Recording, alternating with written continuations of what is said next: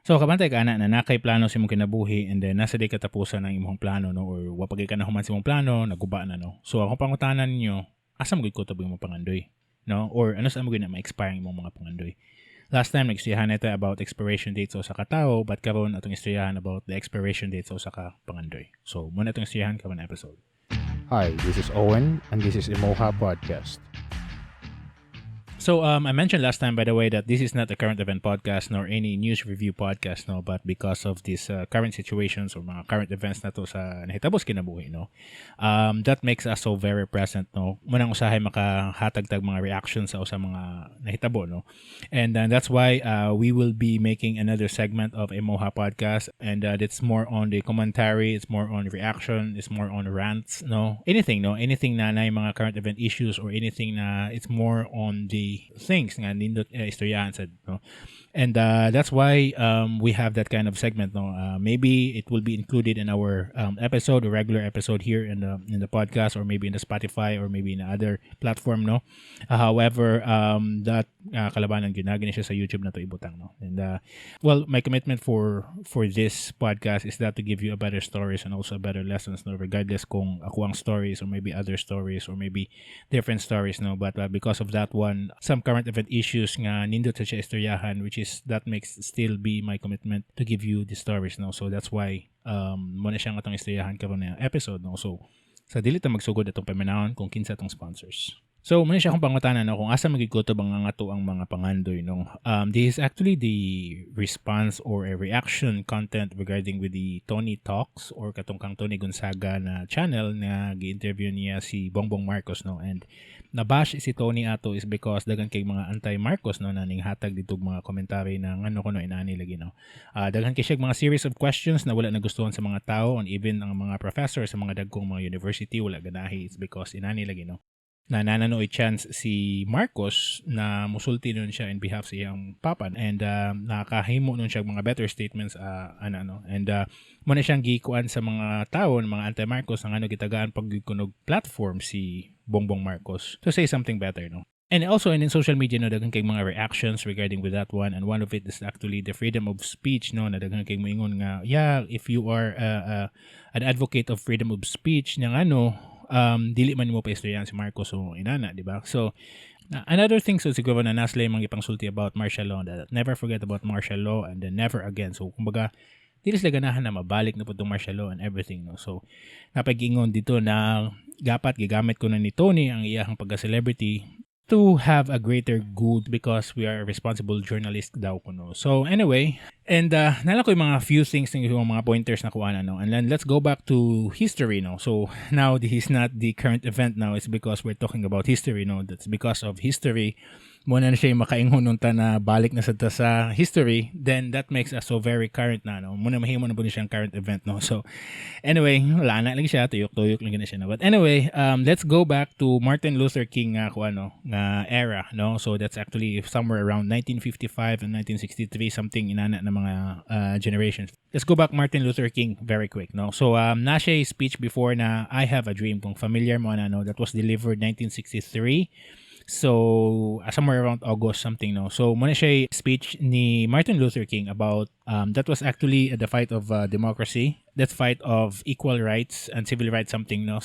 What's the good thing about that speech is that was not really a revolutionary act, no, but instead it was actually the empowerment of people, no. So kung baga gitagaan yung mga choices sa mga tao, and then you need to stand up, no. So it's up to you if you want to stand up or ganahan lang ka na inana lang ka, no.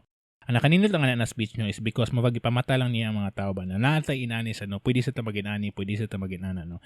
And what is actually good, no, because that speech actually is not really so associated with the politician or specifically kang John F. Kennedy, is because muna siyang panahon na si John F. Kennedy man ang nagkuhan na speech, no, or atong panahon na si Martin Luther King, no. So I could say that Martin Luther King is a visionary leader, no. Though makaingon ta na revolutionary kind of leader, but it's not really a revolutionary act. I could say it's because again gitagaan man niya empowerment ang usa ka tawo, is not really like to fight against the government. So that's actually really good. And after that one, Mandela, actually, if you're familiar with Nelson Mandela, si Nelson Mandela is from South Africa, not really from America, no. So iyasang gi-empower ang mga taong mga black people nga para lang mo fight against, no, and also to stand up for your right, kumbaga, no. That's actually a civil right again, a civil right movement again. So that was actually after kanang ka Martin Luther King. Muna siya. And the same thing what happened to Cory Aquino regarding with the Revolutionary Act against Marcos, which is actually that's a different story. So hear me out kung unsay na akong masultian, no.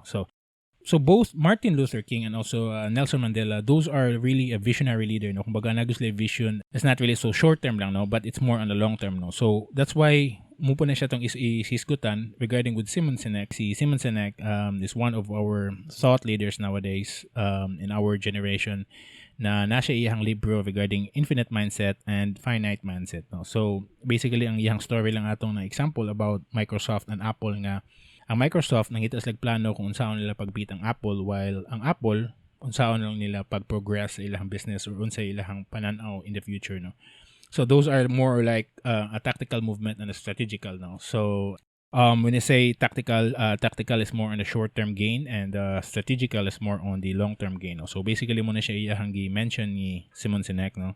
And nga na nasulti man na nako ni ninyo is just let's go back to the Toni Gonzaga's interview ni Bong Bong Marcos na Bong Bong Marcos just shared the vision of his dad, no, kung katong iyahang nation building. It's not really against Aquino, it's not really against any politician, no. And of course, dili ta makalimot sa martial law, no, and also dili ta makalimot kung unsay mga nahitabo ato, no. But again, I don't forget it actually, but I really don't feel the martial law because wala ko ato panahon, no. Okay, fine, ato yung mga taong mga naigo ato. So what, no? After unsay metong kuana, no. And still until now, people still want to beat Marcos, while Marcos actually wala siya gisulti abot in sa iyang defeat, diba? It's just like the nation building, diba? So kana lang madan, I don't know, makakita mo kung kinsay strategical, kung kinsay tactical, diba? The finite and infinite mindset. So kana lang, no. Speaking of that, no, I think daghan kay mga nasakitan ato sa gihimo ni Marcos is because it's 20 years na inana, no. Okay, fine. Let's go back to the history lang, no. So mayong tag 20 years nakakuan si Marcos. Okay, fine. 20 years naglain ang ilang mga buot ato. It's because daghan kay nangamatay ato. So okay, fine. I-cancel na to si Marcos. So what about Spanish, no? Mga Spanish era nga gi-colonize na nila for 300 years. So anong gi-welcome ba maghapon natong mga Spanish, no? Or maybe ang Japan, 'di ba? Daghan kay mga kuan ng Japan nato sa una, 'di ba? Or maybe ang America pa gyud, 'di ba? Daghan kay mga self-interest ang mga other countries nga dili man nato sila kuanon, 'di ba? Ang ngano si Marcos wagid, no. So is that really so obvious nga it's also the personal interest of other party? Kumbaga inana ba, no? Let's just balance na lang the things, no. And mula na ako maingon, no, the next colonization na mahitabo nato is China. Maybe yes, maybe no, because wala ta kabalo, no. Because you know what, Philippines are so divided, and muna siya, no. I think that's the history, no. That's the history that left by Marcos and Aquino, just to divide the people and not to unify the people. I think that's not really now the history. That's the reality, no. Okay, fine. Nanay nahitabo si Marcos, nanay gibuhat si Aquino, and then what, diba? Ang history, yes, muna siyang history na to. But that's the reality nga because of them divided tang tanan. I think there's no revolutionary leader to unify Marcos camp and also the Aquino camp, no. Though Duterte nag siya good attempt, no, in unifying people, and I think Filipinos really don't want to be united. It's because kana lagi, no, because of the pain, no. It's because of political interest gihapon, no. And that's all propaganda man siya. Yeah, I want to build unify people. No, because the Filipinos really don't want it. Dili ta ganahan nga ma-unify tang tanan, di ba? And I think muna tong gusto. And dili ta maka-blame sa mga Aquino or dili ta maka-blame sa Marcos, di ba? And I think that's the reality, no? And I think we deserve the politician that we really have is because inana tanong. If we have a dirty politicians, it's because we are a dirty citizen, kumbaga. I think if we have that corrupt politicians, because we are corrupt citizen. Ana lang, di ba? Don't blame the government. Don't blame the politician. It's because sa ato ka na. So better blame ourselves, kumbaga, di ba? It's because we really don't want it to be united. Ana ba na siya? That's simple. And whether you like it or not, mo ba na siya? Balik-balik ko na tong history para dili ta ma-united. Yes, agree ko ana. Di na ako mo agree. But mingon kag bati si Marcos or bati si Aquino? No, I don't agree because there's always be a better side of them, no. But ato lang is asa lang nato amplify ang duha ka kuano. So, if you amplify the Marcos nga martial law, then bati si Marcos, di ba? But if you amplify also the good thing about Marcos, then siguro makaimboga, yeah, it's a balanced situation, di ba? It's a balanced equation. But kana lagi si Aquino, Yeah, okay, fine. Si Aquino, nindot sad siya. Or nasa Chibati, di ba? And again, because of that one, dili tayo unified. So, mura siyang ako ang masulti about ana, no? And, well, I think makadungog na mo sa unsa akong reaction, ana. And siguro akong final thoughts na siguro, ana, is that democratic is really a messy structure, a messy government, no? Though it's really good, makaingon ta nga, yeah, nindot jud kayo, no? Natay freedom, natay mga choices, no? But it's really messy one, no? It's really a messy structure. And makaingon ta, why nga naman messy? It's because everybody will act like, yeah, I'm the best, I am great, di ba? Kabalo ko ani, and kabalo ko mabuhat ani. And kadaghag tao mga kabalo, di ba? Daghag mga bright na mga tao, especially pag inana na democratic maguta, di ba? So, we have all the choices actually, no? And if you have more choices of mga tao, the more na makikita na itong mga differences, no? Try to make a survey, no? The more na daghag choices ang mga tao, the more na taas kayo mga differences. So, ang buga, ang distribution curve na to ana, magtaas kayo, di ba? It's the same with the equality of opportunity, about gender equality and everything. Same thing, di ba? Muna siya ito ang kuan po nga, the more na ay choices ang mga tao, the more nga dako kay tag mga differences, no? So, muna siya. So, like for example, everybody now is in digital, no? Na nasa mga internet nagtrabaho, work from home. It's because that's our choice, di ba? Manabaho ta natin sa mga work from home, di ba? But what about farming, di ba? Okay, kinsa may mo choose to be a farmer? Wala na. Kasi because na naman tayo choice to be a digital whatever, di ba? Influencer, dangay mga YouTuber or something like that, di ba? And then, muna na siya ang ato ang tanawon ba? Nga, the more choices nga nata, the more dako tag differences, no? So, one of the things that is really good about this is that Toni signed a contract with the TV program, no?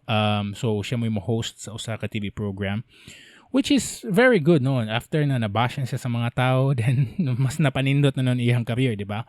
And also, na-increase pa iyang mga subscribers and also ang iyang views and everything, no? And also, sa ko sa mga tao nga ning subscribe no niya, no? It's because na siya gibuhat gyud nga sakto, di ba? Ano mo na isulti ni Marcos during sa interview sa nila, if you're making the enemy angry, then you're doing a great job. So, makaingon ta, okay, Toni, increase mo nun ang iyang mga subscribers, increase ang iyang mga views, then Toni really did a great job. So, wag makinahan na tana. So, that's why nakasubscribe na ako. So, I'm one of the subscriber now of Toni, officially. So, that's public ko ano lang gino. Confession kumbaga sa ako. But anyway, no, I think that's the final thoughts na ako, no. And also, if you think like a politician siguro, no, or like if you are president, no, you only have 6 years in one term kumbaga. And we always have change, no? Every time mausap na every 6 years mausap ang atong kinabuhi, mausap ang atong the way of living, no? And what do you think about it, diba? So yeah, it's really good to have that change, no? But please don't talk about consistency now, no? Because we like changes. There's no consistency now. So okay, fine, diba? Ang ato ang consistent ka man din is because people are corrupt because we are corrupt citizens. So, muna na siya. And I hope nga you agree with me nga pareha taganahan na changes is really good. Changes is really good for ourselves, our citizens, and our country. No, it's really good for changes. And I hope nga we also change the way we think about Marcos. We change the way we think about Aquino. But instead, we better change ourselves as a citizen kung unsay ang mga maayo. No? So, yeah. Akong pangutana lang, no? Now, try to make a 6-year goal nimo, no? And try na mo sa imong kinabuhi, try na mo sa imong life, sa imong pamilya, no? And naaday lang tao nga musud sa imong pamilya. Naaday lang tao nga musud sa imong kinabuhi. Dayon usbon, gubon lang din imong pamilya. Gubon ang imong plano sa imong pamilya. So, kung pangutana ninyo, unsa man ang imong ma-feel, di ba? Kaya ba na nimo? Asa magid kuto ba imong pangandoy? And again, that's my thoughts, okay? So, if you think na dili ka ganahan sa akong gisulti, then you can cancel me anytime. Okay ba ginagana siya? And if you like it, then please follow me in YouTube, Spotify, Apple Podcast, Google Podcast, Pinterest, daghan ako na siya. Nasa Facebook, Instagram, daghan na may makita kami anywhere. So, mura na siyang akong masulti ka pa, no? And of course, alang ninyo kalimti. Basta magluto, maglimpyo, manghugas, mga laba, magkaon, mag-inusara. Kanina podcast para sa IMOHA. I'll see you in the next episode, and I love you, and take care. Bye-bye.